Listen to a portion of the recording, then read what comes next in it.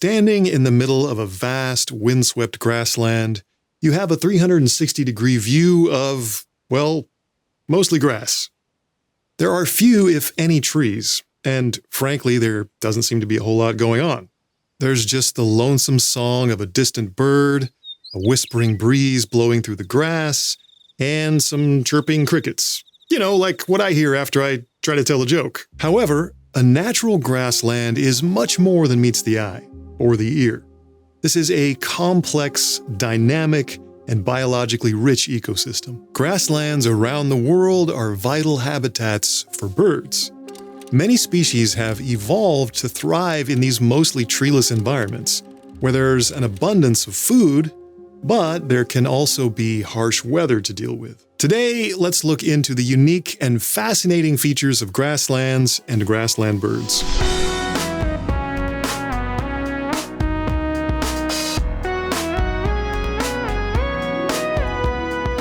First, we should ask, what exactly is a grassland? Does this count? I mean, it's land covered by a bunch of grass. Sorry, but no. A golf course or other area of cultivated grass is as close to a natural grassland as a swimming pool is to a natural lake, or Mickey Mouse is to a real mouse. A true grassland is an ecosystem dominated by grasses, usually of multiple species, as well as non-woody plants like wildflowers. And there are maybe a few trees or shrubs here and there. Precipitation in the form of rain or snow is the biggest factor in whether a particular region is or isn't covered by grassland. Grasslands thrive where the annual precipitation is too low to support forests on the one hand. On the other hand, it's too high for a desert to form. This unique balance is perfect for the formation of a blanket of grasses and other herbaceous plants, like wildflowers. Temperature is important too. Temperature determines what kind of grassland you get. In moderate environments, you get temperate grasslands. In colder, drier places, you get steppe. And in warm climates, you get tropical grasslands. Today, we'll focus mostly on temperate grassland and steppe. The rich, deep soils in these ecosystems allow for massive plant growth during the rainy and warm seasons. Temperate grasslands are teeming with birds, reptiles, burrowing mammals, grazing mammals, and countless invertebrates. So, if we look at the map of the world, where do precipitation and temperature work together in just the right way for grasslands to form? All grassland types combined cover between 20 and 40% of the Earth's land surface. Then, if we look at just temperate grasslands, these cover about 8 to 10% of the planet. They tend to lie between 20 and 50 degrees of north latitude in the northern hemisphere, and a bit further away from the equator in the southern hemisphere. Temperate grasslands include the steppes of Central Asia, the Pampas and Patagonian steppe in South America, and the Great Plains in North America. Each of these vast regions is home to many bird species that depend on grasslands for food, breeding habitat, and overwintering habitat. Within temperate grasslands, there are further subdivisions we can make, based upon the climate. For instance, more arid regions have short grass prairies and steppes, while warmer areas with more rainfall can support lush vegetation and taller grass species. For example, in North America, the Great Plains can be roughly divided into two types.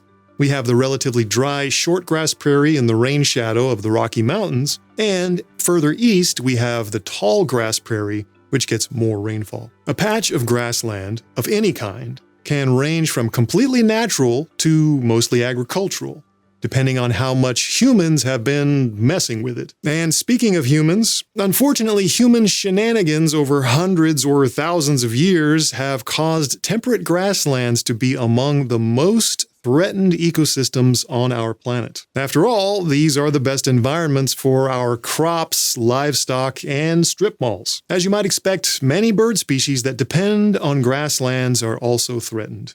We'll talk more about conservation in a moment. But first, let's consider what makes grassland birds special. What sets them apart? Grassland birds were probably attracted to these ecosystems in the first place by the bounty of food. because grasslands are positively swarming with invertebrates like grasshoppers, spiders, and worms. In some places, there are over 3 million insects per acre, or per 0.4 hectares. Grass seeds are also a nutritious food source for birds. They're rich in fiber, protein, fats, and essential vitamins and minerals. Your favorite breakfast cereal is made of mostly grass seeds. Well, mostly sugar probably, but also some grass seeds, like wheat, oats, and corn. To get access to these abundant food resources, birds had to adapt. Beginning roughly 20 million years ago, as grasslands began to expand around the world, some birds moved out of the forest and onto the open plains. Then their descendants evolved, eventually becoming specialized for #grass life. They adapted to the lack of trees and to the harsh conditions, the relentless wind, sun, heat, and cold. So yeah, there's plenty to eat out there in the grasslands. Many bird species in this environment find food by simply walking around on the ground. The Upland Sandpiper, for example, uses the standard walk and peck method. It walks around sort of aimlessly and pecks at any small invertebrate that it comes across. Upland sandpipers eat grasshoppers, crickets, many kinds of beetles, flies and their larvae, ticks, centipedes, spiders, and so on. As another example, there's the lesser Rhea of South America. This large bird doesn't have a choice about walking on the ground because it's flightless. This is a plant eater for the most part. It eats leaves and seeds. A lesser Rhea ambles around on the grassy plains with its head down close to the ground, and it's plucking here and there at plants. Now, if you're a tasty bird and you're out there foraging on the ground like this, you really need to avoid bloodthirsty predators. Predators like falcons, hawks, foxes, and weasels. You need the ability to run or fly away rapido, and you need to hide. But where can you hide when there are no trees or shrubs? I mean, there's a reason why playing hide and seek in a grassland really isn't much fun. 8, 9, 10. Ready or not, here I come. Oh, well, there he is. Game over. So one adaptation we see in many grassland bird species is camouflage, or what biologists call cryptic coloration or cryptic plumage. Birds like this grasshopper sparrow have plumage that blends seamlessly with its grassy surroundings. The bird's upper parts are a mix of earth tones arranged in streaky patterns. But some birds would still like to show off some jazzy bright colors to their friends, or more importantly, to their potential mates. They can get away with having vibrant colors on their undersides as long as their backs are still camouflaged. Like, check out this long-tailed meadowlark from the grasslands of South America. It's got a glowing red throat and breast, but still has a streaky brown and gray back. The meadowlarks of North America have a similar pattern. Party in the front, business in back. When these birds need to hide, they just crouch down in the grass and poof, it's like they vanish. The bright colors are concealed.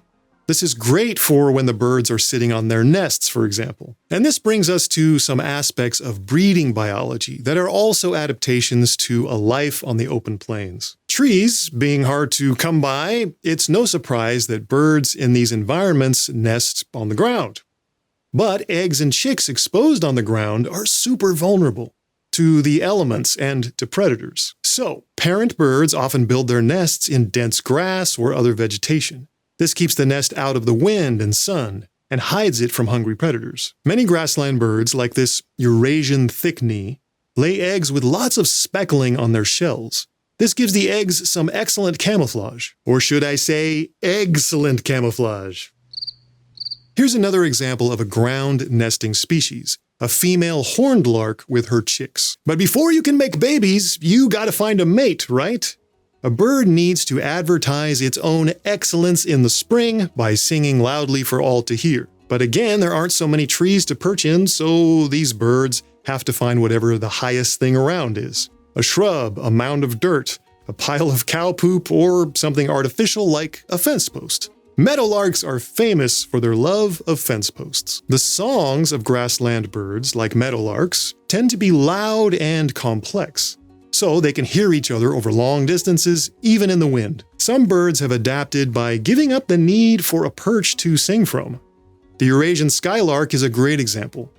The male skylark sings his aerial display song while flying high, fluttering against the wind. He might keep this up for 10 to 20 minutes or more before coming back to the ground. Some birds use grasslands only seasonally, like during the breeding season, but others are more specialized, living in these places year-round. For example, the long-billed curlew, North America's largest shorebird, nests in short grass or mixed grass prairie. But in the winter, this species hangs out on tidal mudflats, in salt marshes, and on the beach. Many grassland birds also differ in the way they use the landscape in the spatial dimension. To these birds, a flat, grassy plain is probably more complex than it seems to human eyes. It's a tapestry of different plant and animal species, varying from place to place in things like moisture, temperature, and vegetation density. Different bird species seek out specific habitats within the greater ecosystem. To them, not all patches of grassland are created equal. For example, the lark bunting is a species in the New World sparrow family. It's a grassland specialist that breeds in North America. Its habitat is dry grasslands with short grass species and maybe some shrubs in the mix like sagebrush. Now, in case you're wondering, lark buntings are not closely related to Eurasian skylarks. But male lark buntings do make aerial displays and sing songs while in flight, and that's why they're called lark buntings. And to make things even more confusing, there's another bird in a totally different family named the lark-like bunting. That species lives in southern Africa. Crazy, I know. Anyway, Henslow's sparrow, another New World sparrow, has a very different habitat than the lark bunting. Henslow's sparrow needs extensive fields of tall, dense grasses for its breeding habitat. And this sparrow prefers there to be a deep layer of litter and lots of standing dead vegetation.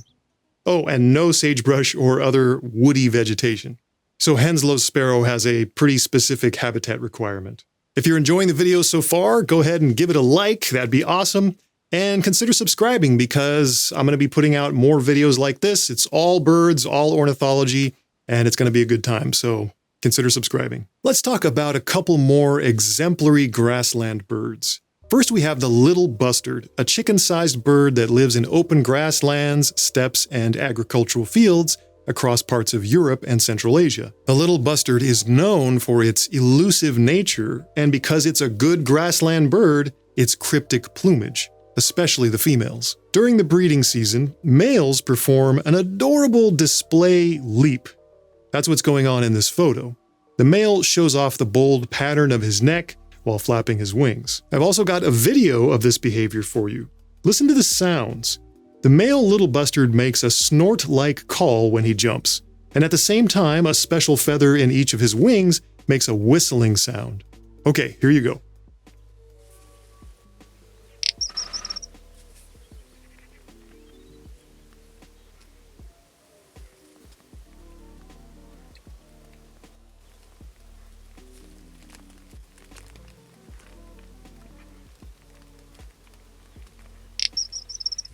Isn't that fantastic and adorable?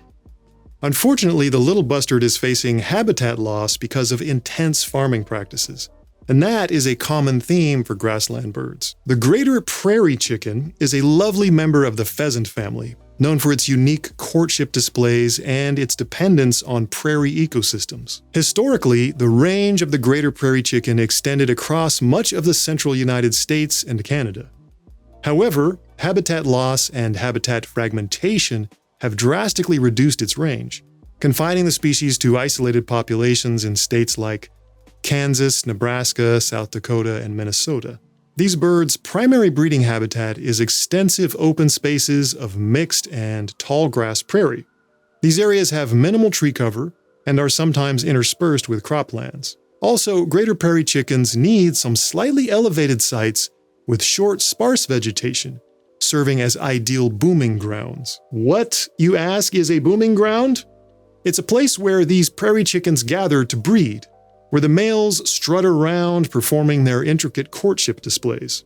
On a booming ground, males jump and cackle to impress females, and they stamp their feet while making a low-pitched booming sound. The booms are amplified by those crazy orange air sacs on the sides of the neck. Temperate grasslands are one of the most endangered ecosystems on Earth. Over 300 million acres, or 122 million hectares, of North American grasslands have been converted to agricultural lands. That's an area the size of Peru, or 10 times the size of New York State. In the last decade alone, 50 million acres have been lost. Industrial agriculture, with its monoculture crops and pesticide use, creates green wastelands for birds and other wildlife. A comprehensive study published in 2019 in the journal Science revealed that since 1970, nearly 3 billion birds have been lost in the United States and Canada, representing an almost 30% decline in bird populations. Grassland birds have been especially hard hit, with their populations declining by 53%. That's over 720 million birds that are just gone. And we're talking some of the most iconic and beloved species, such as the eastern meadowlark. In Europe, the loss of traditionally cultivated fields to industrial farming has led to similar declines in natural grasslands. The situation for grassland birds is dire, but there is hope. Conservation groups like the Grassland Bird Trust and the American Prairie Organization are working hard to save these habitats. And legislation like the North American Grasslands Conservation Act of 2022 aims to protect and restore grassland habitats through incentive-based programs. Today, we've gotten a glimpse at how grasslands, though seemingly simple, support a rich array of avian life, and we looked at some ways grassland birds have evolved to thrive in this environment. From cryptic plumage and ground nesting to elaborate courtship displays, the biology of grassland birds is fascinating. However, their survival is under serious threat due to human activities like agriculture and urbanization. Conservation efforts are absolutely crucial for these birds. But by understanding the biology and importance of grasslands and their bird species, we can make sure they continue to exist for generations to come.